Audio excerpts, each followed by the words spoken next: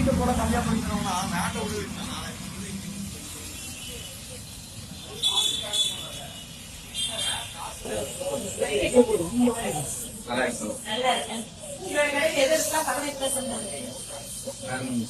எல்லா வெரைட்டிஸும் வந்து 18% வரும்.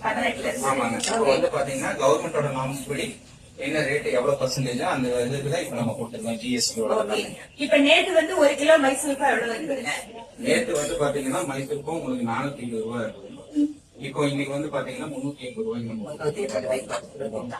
அதே மாதிரி சிப்ஸ் வந்து பாத்தீங்கன்னா உங்களுக்கு 640 ரூபாய்க்கு இருந்தது, இப்போ வந்து 580 ரூபாய் 1 கிலோ. அவ்வளவு. ஆமாங்க. 60 ரூபாய் பக்கம் மட்டும் கம்மியாகுது. கஸ்டமர் ரொம்ப சாட்டிஸ்பைடா இருக்காங்க. நீங்க பில்லுல எல்லாத்தையும் மாத்திட்டீங்க? எல்லாமே மாத்தியாச்சுங்க. எல்லாரும் அதாவது இது கம்மி பண்ணது நல்லதுன்னு கூட கஸ்டமரும் நமக்கு சாட்டிஸ்பேக்ஷன் ஆகுறாங்க. முதல்ல வந்து ரேட் அதிகமா இருக்குன்னு சொல்லிட்டு இருந்தாங்க. இப்ப என்னன்னா வாடிக்கையாளர்கள் வந்து ரொம்ப சந்தோஷமா வாங்கிட்டு போகும்போது எங்களுக்கு மன நிறைவா இருக்குது, அவங்களும் மன நிறைஞ்சு போறாங்க. இத குறைச்சது யாருன்னு தெரியுமா மக்களுக்கு?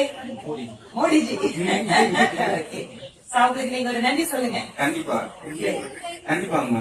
ஏன்னா அவரு வந்து பாத்தீங்கன்னா இப்ப வந்ததுல இருந்து நிறைய ஸ்டெப்ஸ் எடுத்துட்டு இருக்காங்க.